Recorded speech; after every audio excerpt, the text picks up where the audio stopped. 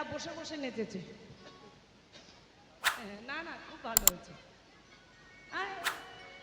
তুমি তো 100 পেয়েছো।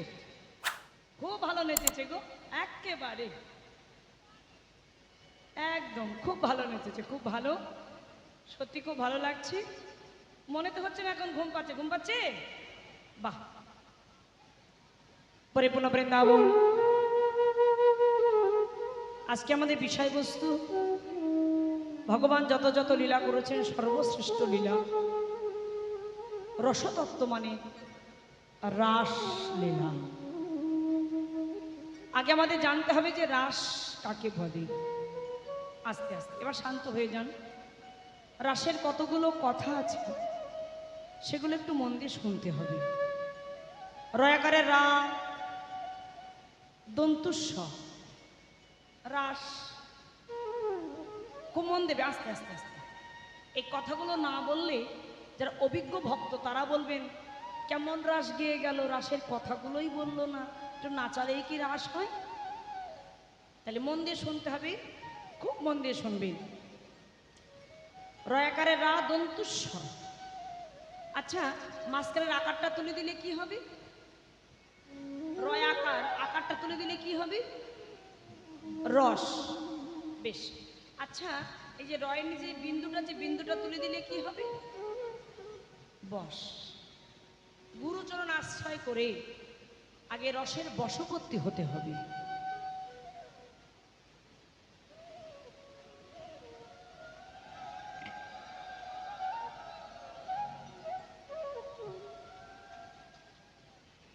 আগে রসের বশবর্তী হতে হবে, তারপর আকার যুক্ত করে রস আস্বাদন লীলা। আজ আমাদের বিষয়বস্তু রাসলীলা।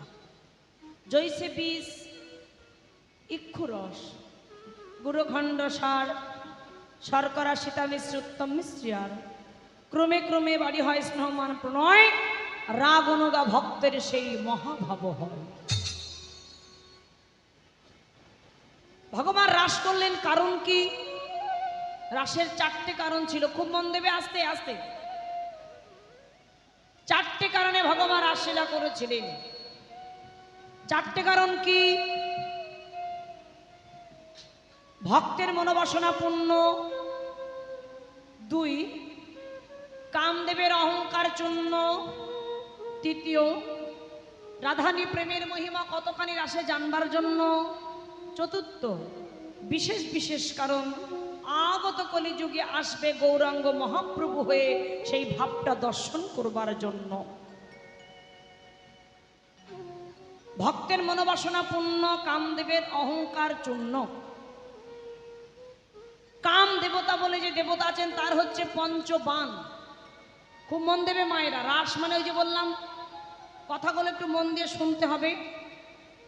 মদন, মাদন, শোষণের স্তম্ভনার মোহন, এই পঞ্চবাণের মধ্যে শ্রেষ্ঠ বাণ হচ্ছে মদন বাণ। এই মদন বাণ যাকে যখন নিক্ষেপ করেছেন সে তখন পরাজিত হয়েছে। আমি বলছি, দেখবেন মিলে যাবে, খুব মন দেবে। এই মদন বাণ নিক্ষেপ করলেন দেবাদিদেব শঙ্কর ভোলানাথকে। ভোলানাথ পরাজিত হয়ে চলে গেলেন কুচুনির ঘরে। কামদেবের অহংকার জন্মালো, তবে আমি বড় বীর। এবার নিক্ষেপ করছে দেবরাজ ইন্দ্রকে। দেবরাজ ইন্দ্র পরাজিত হয়ে গুরুপত্নী অহল্যাকে হরণ করলেন। এবার নিক্ষেপ করছে ব্রহ্মাকে। ব্রহ্মা পরাজিত হয়ে নিজের সৃষ্টি, নিজের সন্ধ্যা, নিজ কন্যা সন্ধ্যাকে হরণ করলেন। যিনি সৃষ্টিকর্তা ব্রহ্মা, তিনি নিজ কন্যা সন্ধ্যাকে হরণ করলেন। কামদেবের অহংকার জন্মালো, তবে আমি বড় বীর। ভগবান বললেন আমার দিকে তাকিয়ে দেখো। ব্রহ্মাকে পরাজিত করেছো, ভালো কথা। ইন্দ্রকে পরাজিত করেছো, ভালো কথা। ভোলানাথকে পরাজিত করেছো, খুব ভালো কথা। কিন্তু আমার দিকে তাকিয়ে দেখো, আমি এখনো আছি। আমি ভগবান এখনো আছি। একটা নয়, দুটো নয়, তিনটেও নয়, 100 কোটি গোপিনীগণকে নিয়ে করব রাস। সে রাসে যদি তুমি আমার মনকে টলাতে পারো, সেদিন তুমি নিজেকে বড় বীর মনে করে ঘোষণা করো। ভক্তের মনোবাসনা পূর্ণ, কামদেবের অহংকার জন্য, দুয়ে মিশে আজ আমাদের মহারাস। কত সুন্দর কথা মা। রাস হচ্ছে রসতত্ত্ব লীলা। তাই ভগবান রাস করলেন। এই যে রাসের বক্তাকে জানো? রাস বর্ণনা করেছিল কে বাবা? রাসের বক্তা হচ্ছে সুখদেব গোস্বামী। শ্রোতা হচ্ছে পরীক্ষিত মহারাজ। যে পরীক্ষিত মহারাজ জেনেছিল 7 দিনের মধ্যে তার তক্ষক দংশনে মৃত্যু হবে। তাই তিনি কি করলেন? গুরুদেব সুখদেব গোস্বামীর কাছে গিয়ে শ্রবণ করতে বসেছিলেন। এই জায়গাটা একটু মন দেবে। গুরুদেব সুখদেব গোস্বামীর কাছে গিয়ে বলেন, হে গুরুদেব, আমি জেনে গেলাম আমার 7 দিনের মধ্যে তক্ষক দংশনে মৃত্যু হবেন। বাবা, প্রত্যেকের কিন্তু 7 দিনের মধ্যেই মৃত্যু হবেন। এবার যদি বলেন 7 দিনের মধ্যে বলতে কেমন? গুনে গুনে 7 দিন নয়। তো যদি কমিটি আবার করুণা করে, দয়া করে, কৃপা করে যদি আবার আগামী বছর যদি আমাকে বায়না করেন, জানি না, নাও করতে পারে, সেটা নয়। কিংবা আশেপাশে যদি কোথাও কীর্তন আমি করতে আসি, আমি যে বললাম 7 দিনের মধ্যে মৃত্যু হবে, এখন তাহলে তোমরা গিয়ে বলবে না, দিদি তুমি যে কীর্তন আসলে সেদিন বললে, গত বছর বলে গেলে 7 দিনের মধ্যে মৃত্যুটা, তোমার তো মৃত্যু হলো না, তুমি তো মরলে না, আমরাও তো মরলাম না। হ্যাঁ, কত 7 দিন কেটে গেল, 365 দিন কেটে গেল। তাহলে তত্ত্বটা জেনে নিতে হবে। 7 দিন বলতে গুনে গুনে 7 দিন নয়। রবিবার থেকে শুরু করে শনিবার যে 7 দিন হয়, ওই 7 দিনের মধ্যেই আমাদের মৃত্যু হবে। যদি কেউ দেহ রাখে, হয় রবিবার পড়বে, তা না হলে সোমবারে যে 7টা বার, এই 7 দিনের মধ্যেই কিন্তু চলে যেতে হবে। হ্যাঁ কি না? যে মৃত্যুবরণ করবে এই 7টি বারের মধ্যে যে কোনো বার আমাদের পড়ছে। তাই বলছে পরমায়ু আমাদের 7 দিন। গুরুদেবের কাছে গিয়ে বলেন, হে গুরুদেব, আমি জেনেই যখন গেছি, আমি পুরো ভাগবত শ্রবণ করতে চাই।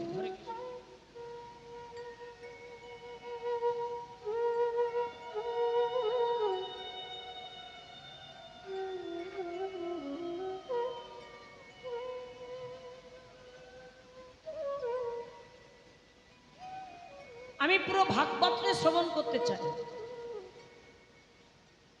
সুখদেব গোস্বামী বলছে, পরীক্ষিত মহারাজ শুনছে। সৃষ্টিতত্ত্ব থেকে বলতে বলতে এসেছেন রাজতত্ত্বে। মা খুব মন দেবে। এত সুন্দর করে বলছে কি করে? ইনি হচ্ছে সুখ পাখি।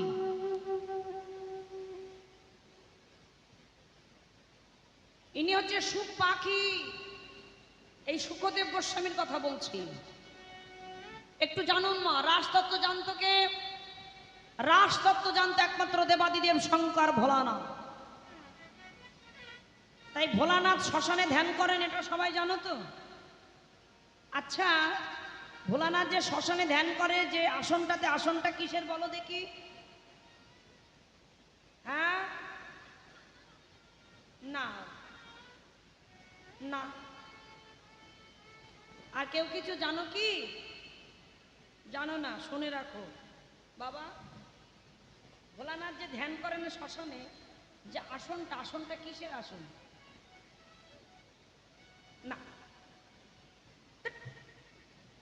সব জায়গায় বাদাম বিক্রি করে বেড়ালো, সব জায়গায় কীর্তনে থাকে, অথচ ওর মনে থাকে না। আমি বলছি, এবারে শোনো। মনে পড়েছে। এই যে ভোলানাথ যে শ্মশানে ধ্যান করেছিল, আসনটা ছিল 5টা মরার মাথা। 5টা মরার মাথা। ওই মরার মাথার উপরে বসে ভোলানাথ ধ্যান করেন। কিন্তু শ্মশানে যেহেতু থাকেন, এদিকে নারদ, খুব ভালো জায়গা, মন দিয়ে শুনবে। এদিকে নারদ মানে না রোদ, যিনি কোনো রোদ মানে না। এই নারদ এমন একটা ব্যক্তি, নিজে গন্ডগোল করে না, তবে গন্ডগোল বাধাতে পছন্দ করে। এ জগতে 2-4টে আছে বাবা, গন্ডগোল নিজে করবে না, গন্ডগোল বাঁধিয়ে দিয়ে চলে যাবে। এই নারদও 2-4টে দেখা যায়। এখন নারদ পার্বতীর কাছে গিয়ে বলছে, মা আমি একটা কথা বলতে চাই। বলছে কি? প্রভু যে 5টা মরার মাথার উপরে বসে ধ্যান করে, সে 5টা মরার মাথা তারা কারা তুমি জানো? আস্তে আস্তে আস্তে মন দিয়ে শোনো। বলছে না তো, তুমি জানবে কি করে, শুধু ভালোই বেসে গেলে। আরে 5টা মরার মাথা তারা কারা? আমি বলছি শোনো, প্রভু 5 জনকে ভালোবাসতো, আরে এমন ভালোবাসা বেসেছে মরার পরেও মাথা গুছিয়ে রেখে তাদের মাথার উপরে বসে ধ্যান করে। এবার বলো দেখি দিদি ভাইয়েরা, তুমি যদি জানতে পারো তোমার স্বামী এত সুন্দর দেখতে আমায়, তা আমার ছাড়া আরো বাইরে একজনকে ভালোবাসে, কাইটটা ফেলামো একেবারে। বলছে একেবারে বটি দিয়ে কাইটটা ফেলামো, মার একটা মাটিতে পড়বে না, নাকি একটা মারও মাটিতে পড়বে না। আর জানতে পারলো 5 জন, তাহলে বুঝে দেখুন এবার ভোলানাথ ধ্যান করে ফিরে এসেছেন। আর আপনারা সবাই জানেন যে ভোলানাথ পার্বতীকে কতখানি ভালোবাসে। ভোলানাথ কিন্তু পার্বতী দুর্গাকে খুব ভালোবাসে গো। হ্যাঁ গো, তাই তো নাকি? এই মেয়েরা শিবরাত্রি করে, শিব চতুর্দশী করে, শিবের মাথায় জল ঢেলে কি বলে আসতে, কি বলে ও মা, ও বুড়ো শিব তোমার মতো যেন একটা বর পায়। শিবের মতো বর সবাই কামনা করে, শিবের মতো বর চায়, মানে এতটাই ভালোবাসে পার্বতীকে। তাই বলছে পার্বতী, পার্বতী বলছে প্রভু। আর যেই ঘুরে দাঁড়িয়ে চোখ রাঙে বললেন, ভোলানাথ বুঝতে পেরেছেন পার্বতী রেগে আছেন। পার্বতী কি হয়েছে তোমার? প্রভু তুমি আগে বলো, তুমি যে 5টা মরার মাথার উপরে বসে ধ্যান করো, সেই 5টা মরার মাথা তারা কারা তুমি আগে বলো। অন্য যে শালা নারদের কাজে। বুঝতে পেরেছেন, শালা নারদের কাজ। হ্যাঁ, শুনতে হবে না, না তুমি বলো। যেই প্রেশার দিয়ে বলেছে না তুমি বলো, মানে জোর করেছে। আচ্ছা বেশ, আমি বলছি। এমন করে তো তুমি আগে শুনতে চাওনি, আজকে যেগুলো শুনতে চেয়েছো আমি বলছি যে 5টা মরার মাথার উপরে বসে আমি ধ্যান করি, সে 5টা মরার মাথা তোমার। কি বললে? আমার? চমকে উঠেছেন। আমার? আচ্ছা হ্যাঁ তোমার। তুমি তো জানো পার্বতী আমি তোমাকে কতখানি ভালোবাসি, এই তোমার মাথার উপরে আমি বসে ধ্যান করি, 5টা মরার মাথাই তোমার। আস্তে আস্তে আস্তে তত্ত্বটা জেনে নেবেন মায়েরা। আমি কিন্তু বাইরের কোনো ফালতু কথা বলতে আসিনি, তত্ত্বই শুনবেন। যেই বলেছেন তোমার, পার্বতী বলছেন আমার হলো কি করে? বলে তুমি 5 বার মরেছো, তুমি 5 বার মরেছো, তাই তোমার মাথা গুছিয়ে রেখে তোমার মাথার উপরে বসে আমি ধ্যান করি। অমনি তখনই বললেন প্রভু, ও প্রভু। রেগে আছে তো বাবা, আমার 5 বার মরণ হলো, তোমার তার মধ্যে তোমার একবারও মরণ হইল না। আমি 5 বার মরলাম, তুমি একবারও মরলে না। বলল না, যে তত্ত্ব জানে তার কখনো কোনোদিন মরণ হয় না। তুমি কি এমন তত্ত্ব জানো যে তোমার মরণ হয় না, তো আমার মরণ হয়? জানাও সেই তত্ত্ব আমার। এবার সেই তত্ত্ব জানতে গেলেন ভোলানাথের কাছে। ভোলানাথ বললে এদিকে এসো। বেল গাছের তলায় বসে ত্রিশূলটা মাটিতে পুঁতে বলছে, আর পার্বতী মা শুনছে। এই কীর্তনে আর বকবগানি দেখবেন অনেকে মানে শুনতে শুনতে ঘুম চলে আসে, ঠিক তাই হয়েছে। ভোলানাথ বলছে, পার্বতী শুনছে। হ্যাঁ দেখবেন ওই যে গল্পের মধ্যে বললাম সাই সুই, হ্যাঁ এই হাঁ হু করতে করতে পার্বতী মা ঘুমিয়ে পড়েছে। গল্প শেষ।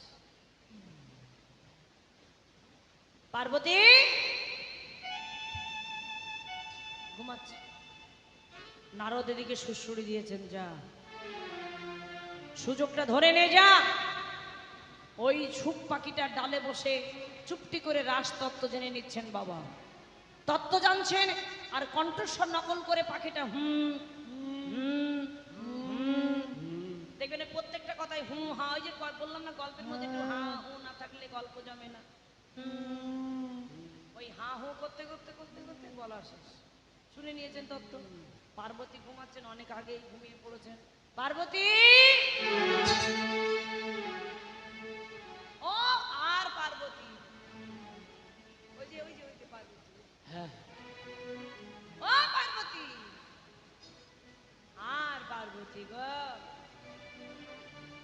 ঘুমিয়ে তো সর্বনাশ। তবে শুনছিল কে? হুম হুম করে উত্তর দিচ্ছে কে? ইতুতি চাইতে না চাইতে দেখলেন ডালে পাখিটা চুপটি করে বসে আছে। ত্রিশূলটা নিয়ে যেই না ছুঁড়ে মেরেছেন মা, প্রাণের ভয়ে উঠতে উঠতে উঠতে উঠতে উঠতে উঠতে উঠতে উঠতে ব্যাসদেবের স্ত্রী শাড়ির আঁচলটা পেঁচিয়ে, মানে স্নান করে আঁচল পেঁচিয়ে কেশ মানে চুলগুলো ঝাড়ছিলেন, আর সূক্ষ্মভাবে ব্যাসদেবের স্ত্রীর গর্ভে প্রবেশ করলেন। এই ব্যাসদেবের পুত্র হচ্ছে শুকদেব গোস্বামী। তিনি বলছে আর পরীক্ষিত মহারাজ শুনছে। বাবা রাস একেবারে ওই যে বললাম সারা রাত ধরে বলেও শেষ হবে না। রসতত্ত্ব এমনই রাসের কথা সারা রাত ধরে গাইলো, আসলেই তাই। আমরা যে সময় শিরোধার্য করা আছে 5টা পর্যন্ত সংকল্প করা, কিন্তু এই রাসের কথা বলতে গেলে কেন 8 ঘন্টা 9 ঘন্টা 10 ঘন্টাও রাসের কথা, কেন তিনি 7 দিন ধরে শুনেছিলেন। যাই হোক, আমরাও ছোট ছোট করি আস্বাদন করি। এই যে শুকদেব গোস্বামী বলছে পরীক্ষিত শুনছেন, তাই রাসতত্ত্ব সৃষ্টিতত্ত্ব থেকে বলতে বলতে বলতে বলতে বলতে বলতে বলতে বলতে এবার রাসতত্ত্বে এসেছেন। ভগবান সারাদিন পর উত্তরগোষ্ঠ থেকে সন্ধ্যার সময় ফিরে এসেছেন। যশোমতী মা মঙ্গল আরতি করে গোপালের বদনে ক্ষীর সর ছানা নবনী তুলে দিয়ে গোপালকে শয়নে দিয়েছেন। শয়নে গোপাল এই শয়ন মন্দিরে ঘুমিয়ে আছেন। গোবাক্ষদা মানে জানালা দিয়ে ওই দিকে পূর্ব গগনের আলে ডগমগ ডগমগ ডগমগ ডগমগ হয়ে ষোলো কলায় পরিপূর্ণ হয়ে পূর্ব গগনে চাঁদের উদয় হয়েছে। চাঁদের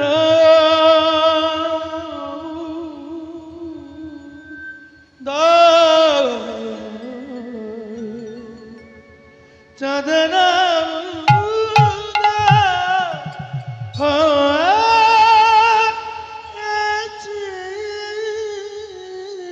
ঠিক রাধারীর বদন চন্দ্রিমা, সেই চাঁদের রশ্মিটা গোবাক্ষুদার মানে জানালা দিয়ে গোবিন্দের বদন কমলে পড়ছে। হঠাৎ গোবিন্দের ঘুম ভেঙে গেল আধো রাতে। সেই চাঁদ সংকেত করে বলছে, হে প্রাণবল্লভ, হে গোপীগণ মন চোরা রজনী বৃথা চলে যা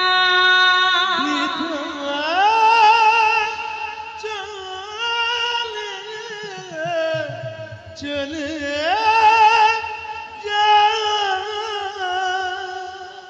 আমাদের মনোবাঞ্ছা পূরণ করে দাও ভগবান। চন্দ্রশালিকায় গিয়ে ভগবান চাঁদের শোভা দেখছেন। দেখতে দেখতে কি দেখা গেল, আরে দেবা এবার শারদভ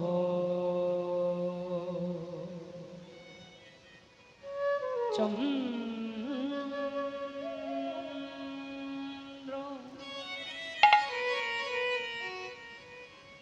পবন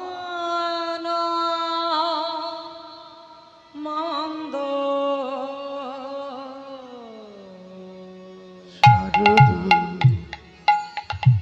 চন্দ্র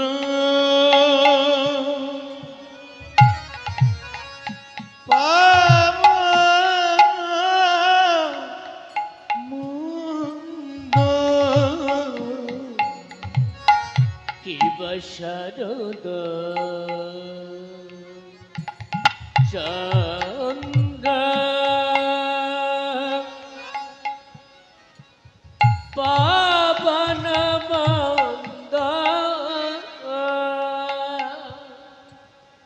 বিপিনে ভরানো কুসুম গন্ধ রে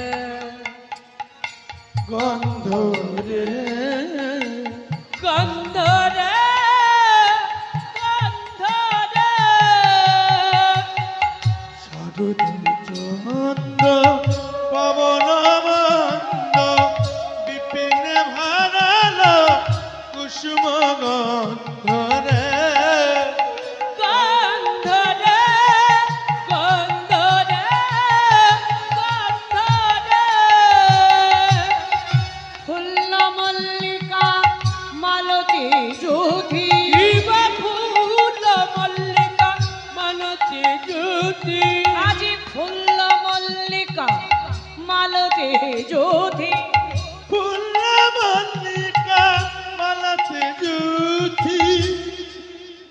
দেখো মত্ত মধুকর ভরণী মত মধুকর হরণী দেখো মত মধুপান ভারণী রে মত মধুকর আমার মেতে উঠেছে মত মধুকর আমার মেতে উঠেছে মত মধুকর আমার মেতে উঠেছে মত মধুকর আমার মেতে উঠেছে মত মধুকর আমার মেতে উঠেছে মত মধুকর আমার মেতে উঠেছে রে আহারে আহারে আহারে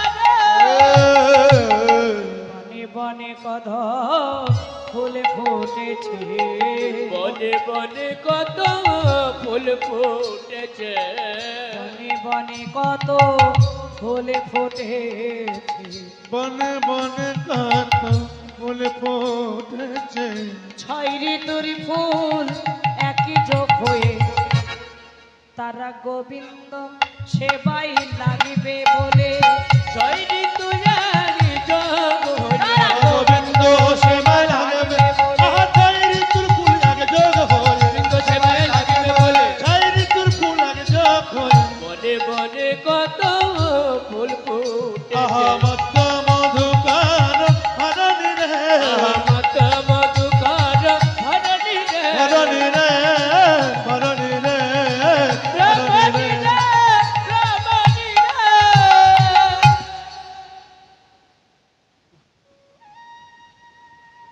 শারদচন্দ্র পবন মন্দ বিপিনে ভরালো কুসুম গন্ধ। কুসুম মানে কি কি ফুল? পদ্ম ফুল? হ্যাঁ হ্যাঁ ঠিক। কি ফুল ফুটেছিল আজকে? সবই ফুল। তা আজকের দিনে কি ফুল ফুটেছে জানো? ফুল্ল, মল্লিকা, মালতী, জুথি। আজ এই ফুল ফুটেছে মত্ত মধুকর। মধুকর মানে কালো ভ্রমর। ফুলের চারিপাশ বেড়ে গুনগুন গুনগুন গুনগুন গুনগুন গুনগুন গুনগুন গুনগুন গুনগুন গুনগুন গুনগুন গুনগুন গুনগুন। আচ্ছা বাবা, ফুল ফুটলে ফুলের পাশে কে আসি? ভ্রমর আসি। কেন আসি? মধু সঞ্চয় করবে বলে। আজকে ফুলের গন্ধে মাতাল হয়েছে। গন্ধে মধু পান করেনি, শুধু গন্ধে।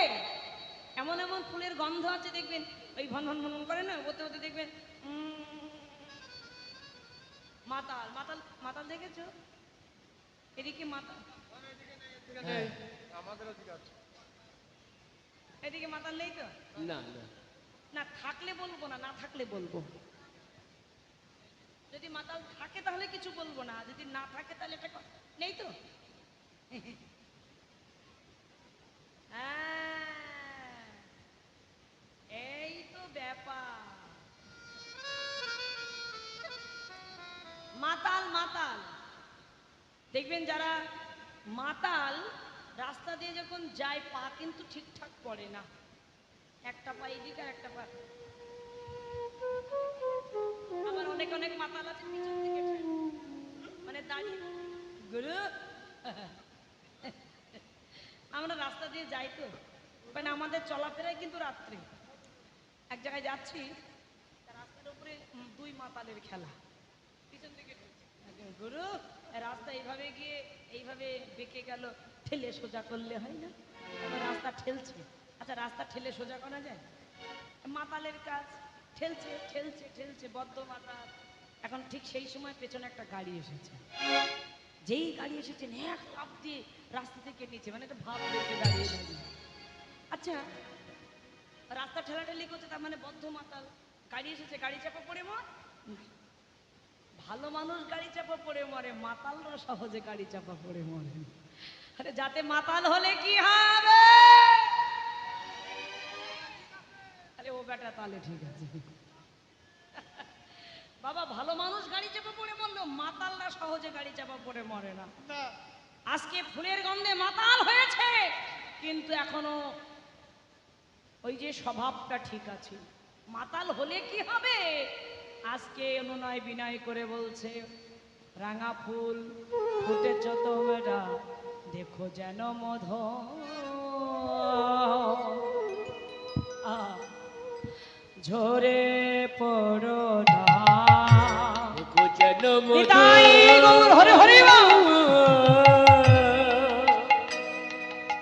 ঝরে পড়ো না ঝরে গেলে সেবাই লাগবে না ও গো যেন মধু তুমি ঝরে পড়ো তোমরা যেন ঝরে যেও না। ও মা, কীর্তনের মধ্যেই তো জীব শিক্ষা। জীবকে শিক্ষা দিয়ে বলে হে জীব, দুর্লভ মনুষ্য বলে জন্ম পেয়েছো, কৃষ্ণ ভজনের জন্ম পেয়েছো, কৃষ্ণ সেবা দ্রব্য মধু বলি অকালে বিনাশ করো না, ঝরে যেও না, গুরুচরণ হিয়াই ধরে সেবায় লেগে যাও। নিতাই গৌর হরিব।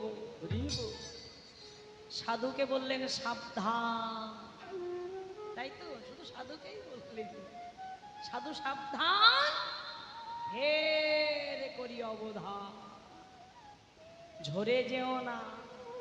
ভগবান শোভা দেখছে, অপূর্ব শোভা।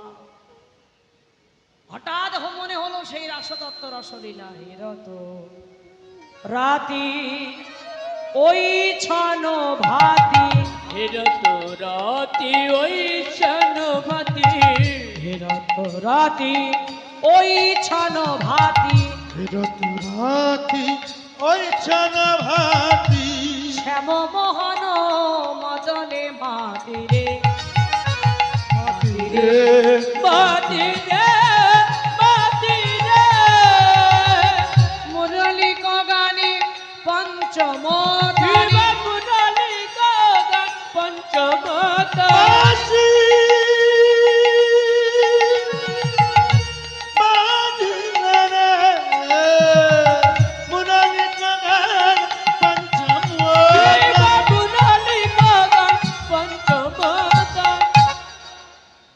যত কুলবতীর চিত চরণে কুলবতী চিত চুরি করিল, কুলবতী কুলবতী চিতা চুরি করিল কুলবতী চিতা চুরি করিল কুলবতী চিতা চুরি করিল রে আহারে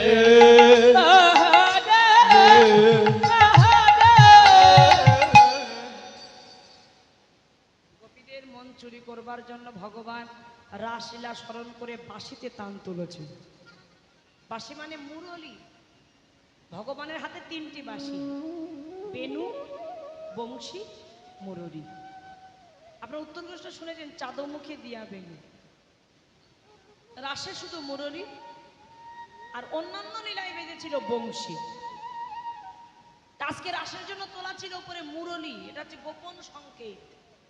গোপন একটা প্রেমের সংকেত থাকে, গোপন সংকেত থাকে না বাবা, গোপন একটা সংকেত থাকে না, এই যে গোপন সংকেত। সুযোগ পেলে মিস কল দিয়ে উল্টে ব্যাক করুন। আগেকার দিনে তো চিঠি নিয়ে কথা নেওয়া দেওয়া হতো, তখন একটু প্রেমের একটা মাধুর্য ছিল।